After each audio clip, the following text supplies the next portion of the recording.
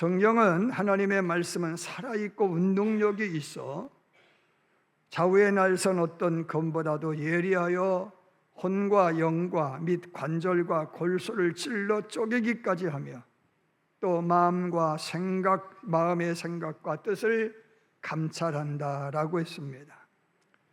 세상의 칼은 물질화된 것만 찌르고 자를 수 있습니다. 하지만 하나님의 말씀은 눈에 보이지 않는 혼과 영을 쪼개고 가를 수 있다라고 하는 말씀인 거예요. 하나님의 말씀은 보이지 않지만 살아있어 운동력이 있어서 고치고 살리고 건지고 구원한다라고 하는 말씀인 거예요. 어떤 사람이 알코올 중독자로 살면서 비참한 상태에 놓여 있어요. 남편이 알코올 중독으로 비참하니 아내 역시도 비참하지 않겠습니까? 그런 어느 날 믿음 좋은 친구가 있었는데 그 친구가 알코올 중독 남편 때문에 비참함에 이른 그 친구를 생각하다 못해서 기도하는 마음으로 성경책 한 권을 사서 주었어요. 친구가 건넨 그 성경을 읽으며 눈물도 흘리고 마음에 감동이 되어지고 급기야 예수를 영접하게 된 줄로 믿습니다. 남편에게 바가지만 늙던 아내가 이제는 웃기도 할 줄 알고 그리고 들어오면 성경을 읽는 모습을 보게 된 남편이 비유가 상해요.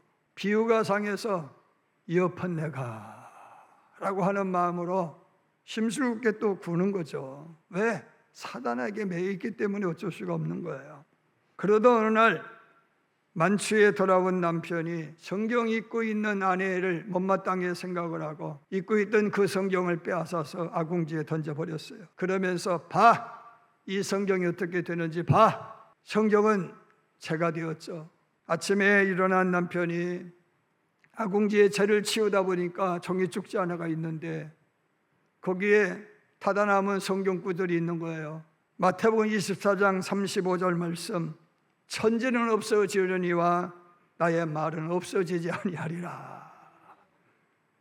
그 말씀이 그의 마음에 죄책감을 불러일으키면서 머릿속에서 떠나지 않는 거예요. 암기력도 없는데 이상하게 그 말씀은 머리에 맴돌면서 결국에는 회개하게 되고 예수 믿고 구원받게 된 줄로 믿으시길 바랍니다.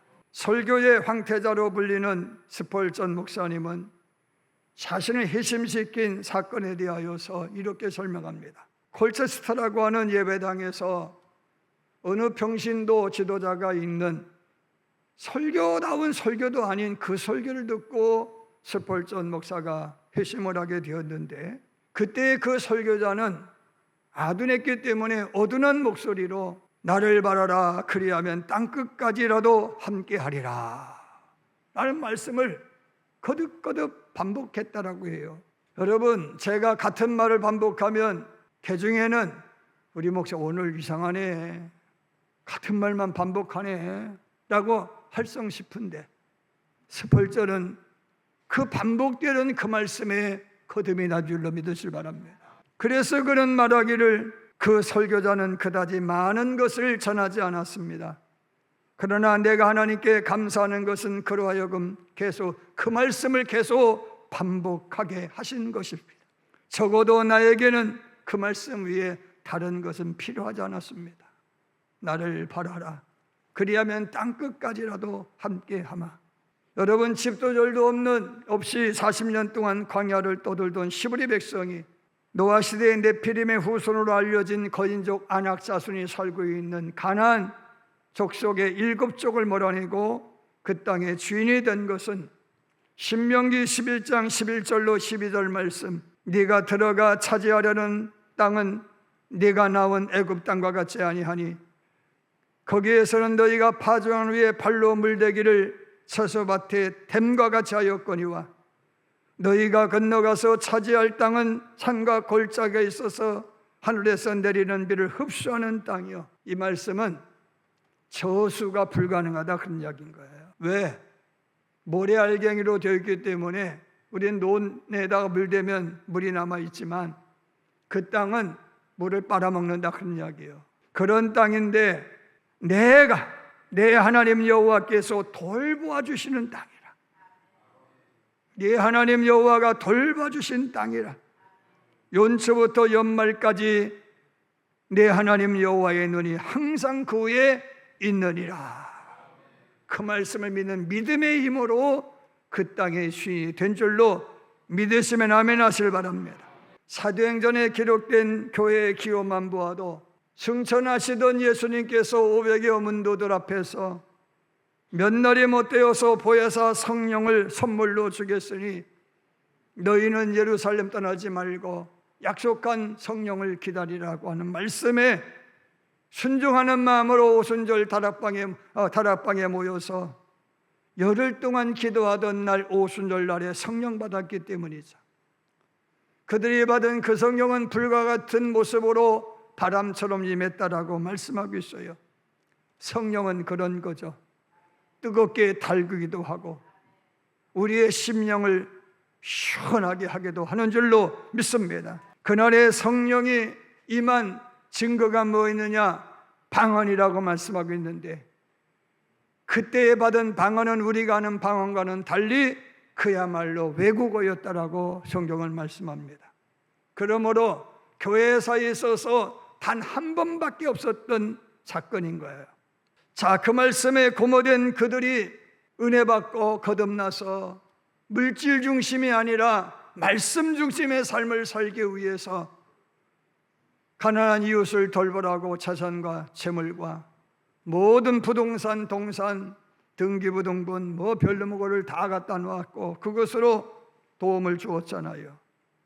그래서 교회는 더 왕성하게 부흥했다라고 말씀하고 있는데, 그런데 그 일로 인하여 교회가 또 어려움에 직면하게 된 것은 이미 여러분이 들은 바인 줄로 믿습니다. 그때 그들이 그 구제의 일로 교회가 분열 양상을 띠고 있을 때에 베드로를 위시한 사도들이 모여서 머리 맞대고 궁리한 끝에 지혜가 충만하고 성령이 충만하고 사람들에게 칭찬받고 저 사람이 하는 일은 믿을만해 라고 칭송받는 7사람을 택하여서 구제의 일을 맡기고 우리는 그저 말씀 전하고 기도하는 일 열심히 하자 라고 결심하고 그것을 그대로 시행하여서 교회가 부흥하게 됐는데, 그때 120문도를 대표로 하는 베드로가 솔로몬 행각에서 말씀을 전한 거예요. 너희의 조상 모세가 하나님이 너희를 위하여 나와 같은 선지자를 보내줄 것이니 너희는 그의 말을 들어야 한다.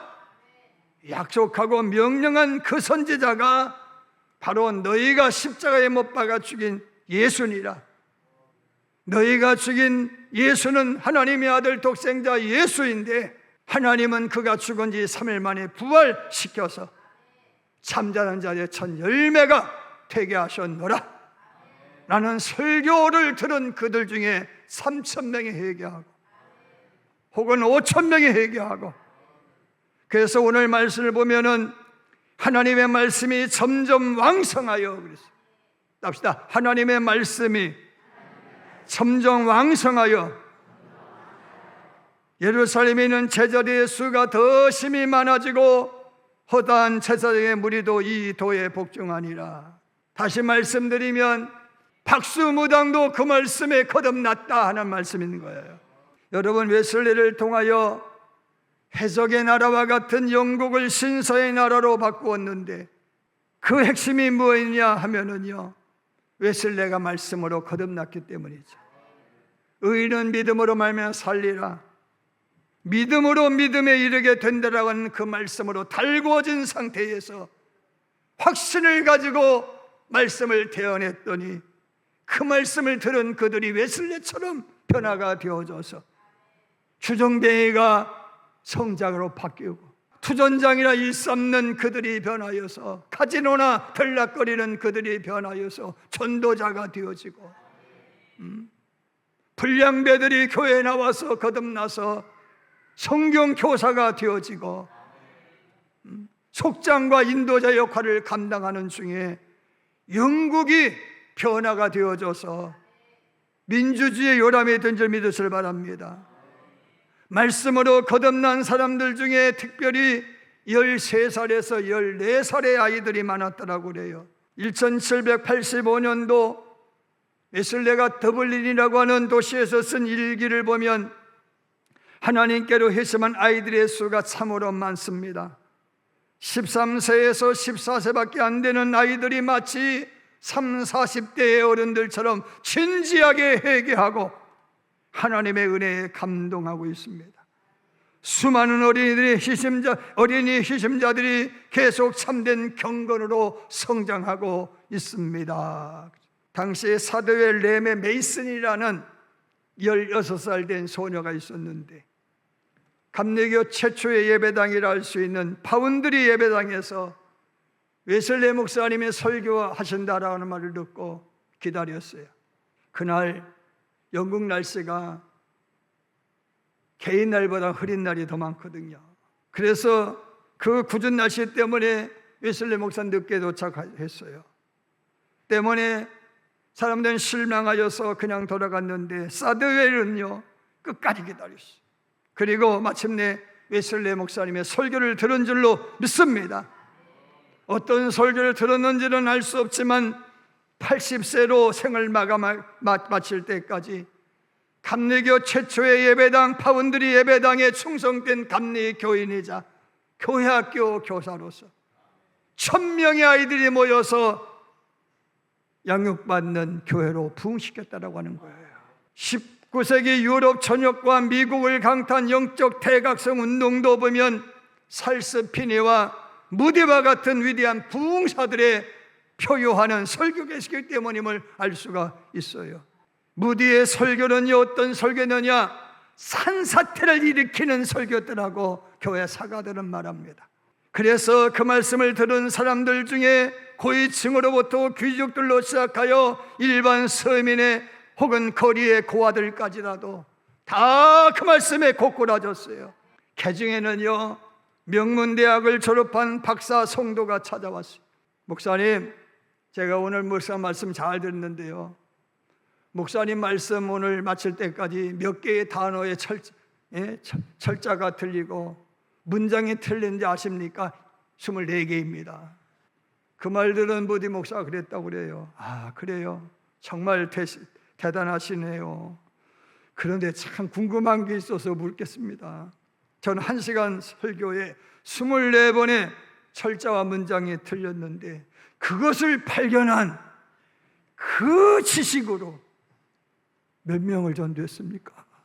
나는 그 무식한 무로 100만 명을 전도하고 있는데 당신은 몇 명이나 전도했습니까? 라고 하는 이러한 유명한 일화 아닙니까?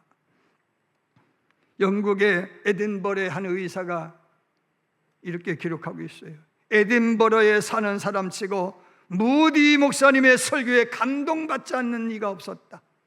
여러분, 38살의 젊은 설교단 무디는 초등학교도 졸업하지 못한 가난하고 무식한 사람이었어.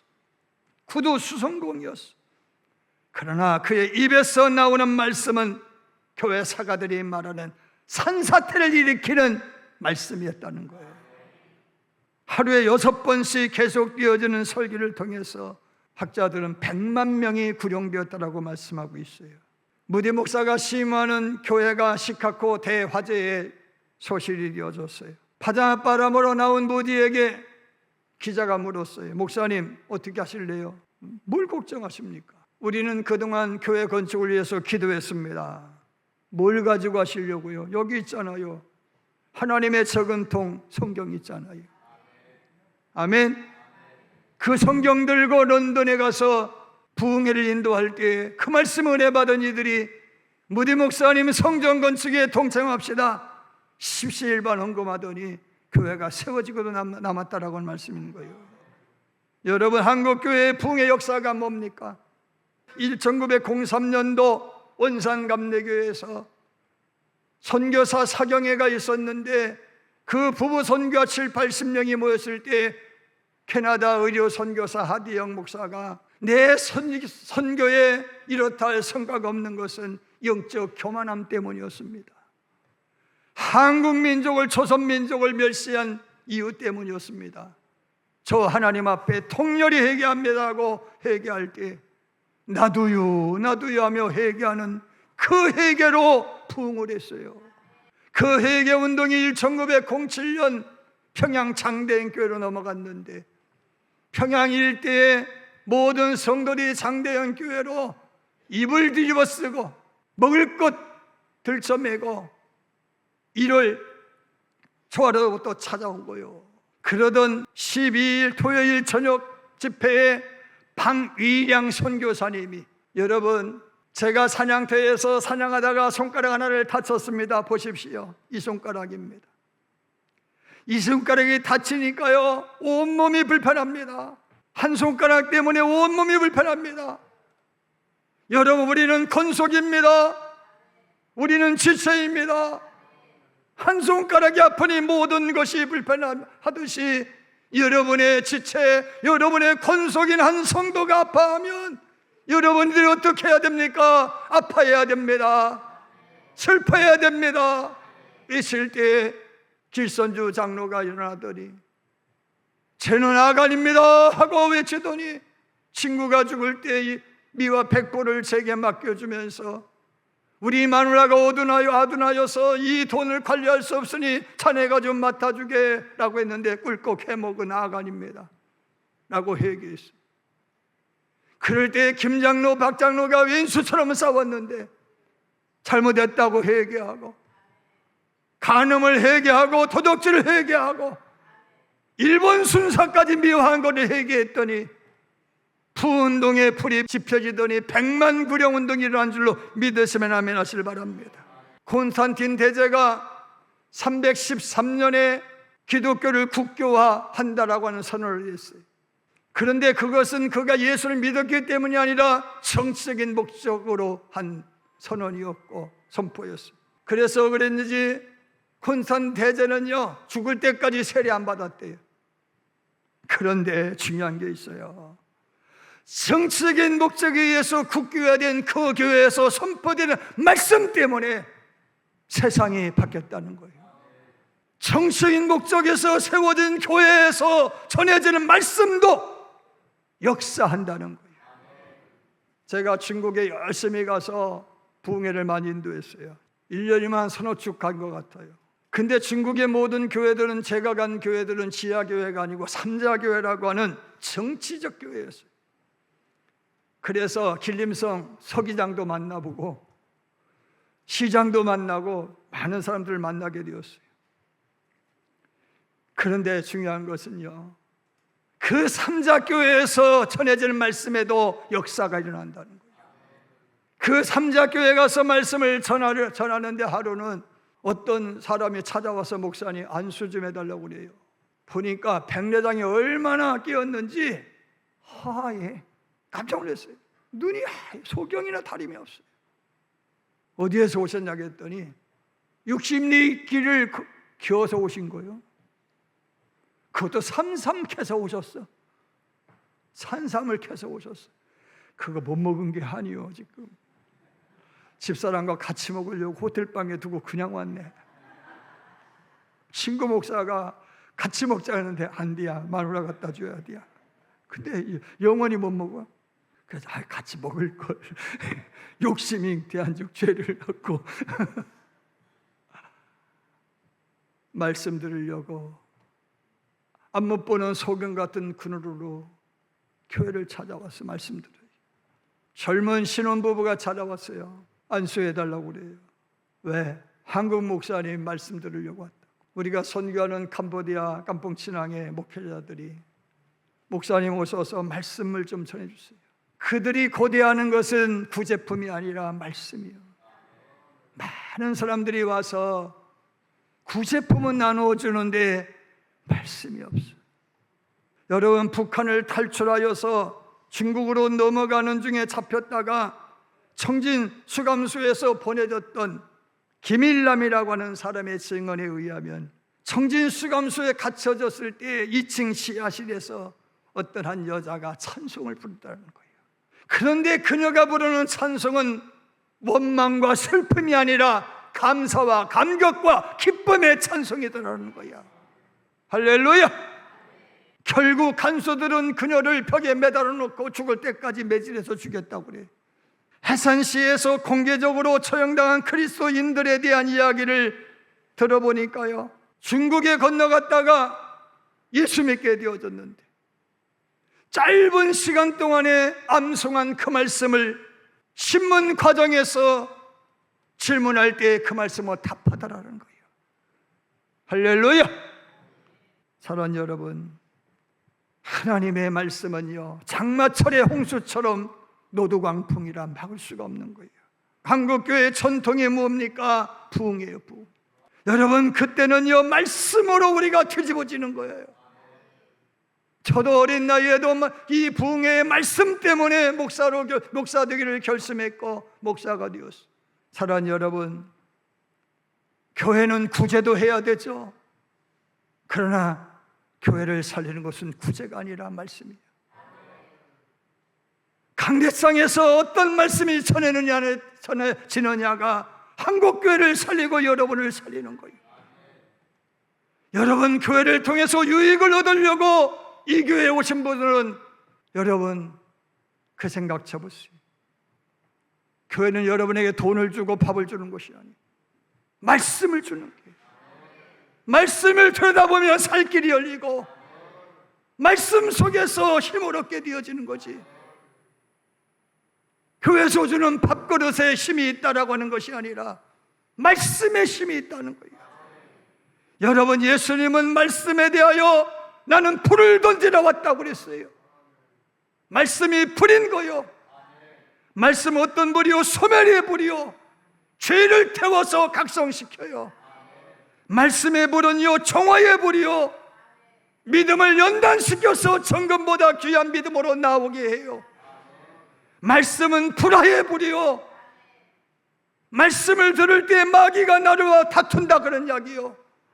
말씀이 역사할 때 교회에 말씀이 역사하면 사단의 세력은 그만큼 강하게 역사한다는 거요. 여러분, 우리는 말씀은 불화의 불이요, 불화의 불. 이겨야 되는 거요. 할렐루야. 여러분, 예수님 말씀 선하교회에서 한눈 팔지 않고 한 길만 가셨고 식사를 거르시고 처리하면서 말씀을 태어나신 줄로 믿으시면 아멘 하시길 바랍니다. 사랑하는 여러분, 오늘의 교회가 구지 않는다고 난리지만 말씀이 들어가면 구제도 저절로 되고 말씀만 들어가면 세상도 우리가 개혁할 수 있다라고 하는 말씀이 있는 거예요. 그렇기 때문에 우리는 말씀의 입에서 떠나지 않게 해야 되는 거예요. 여러분은 말씀을 가까이 하기를 주님으로 축원합니다. 하나님을 가까이 하면 내게 복이라, 말씀을 가까이 하는 것이 내게 복이라는 거예요. 여러분, 말씀을 자꾸만 읽으세요. 사랑하는 여러분, 우리가 하나님의 일을 하다 보면은요 좋지 않는 말을 듣죠. 다툴 때가 있죠. 부부싸움 한 번 했다고 이혼할 거요? 부부싸움 한 번 했다고 이혼하냐고? 여러분, 하나님의 사람은 그런 게 아니에요. 이겨야 돼요. 타박하는 게 아니에요. 너 때문에 정지하는 게 아니라는 거예요. 지혜를 모아야 돼요. 문제 해결을 위해서 갑론을 박하지 말고 지혜를 모으라는 거예요. 무엇이 더 좋을까요? 할렐루야. 해결책을 찾아야 될 줄로 믿으실 주님으로 축원합니다. 말씀을 정리해요. 하나님의 성령의 사람들을 통해서 교회를 세운 목적이 구제기관으로 세운 것이 아니라 말씀을 전하는 선으로 세우셨다는 거예요. 말씀이 흥황할 때 교회가 부흥했다라고 하는 거예요. 구제는요 분열을 양산했지만 말씀은 화목을 도모했다라고 하는 거예요. 사랑하는 여러분, 말씀이 죄와 사망의 법에서 여러분을 건져내고요, 말씀이 힘이 되고 격려가 되고 위로가 됨을 믿으실 주님으로 축원합니다. 우리는요 교회 설립 50주년을 맞이하여 신을 넘어 영광을 재현하기를 바라는 마음으로 부흥회를 준비하고 있어요. 말씀에 바로 서야 하기 때문인 거예요. 문제는 기도하지 않고 전하는 말씀은 공연물이라는 것이죠. 그래서 저도 기도해야 되죠. 여러분도 말씀을 타박하지 말고 우리 목사님 설교가 능력 있고 권능 있기를 기도하세요. 기도하지 않고 말씀 듣지 말고 기도하고 말씀 들으세요. 기도하지 않고 들으니 속에 경리 끼지, 기도하고 들으면 꿀수이보다 더다다, 그렇게 고백되어지는 믿으시길 바랍니다. 말씀이 살리고 고치고 변화시켜요. 오늘 이 말씀 꼭 유념하셔서 우리 교회는 말씀이 흥황하는 교회가 되죠. 이 재단에서 말씀이 좀 제대로 전파될 수 있도록 여러분들이 격려하고 응원하고 후원하기를 주님으로 축원합니다.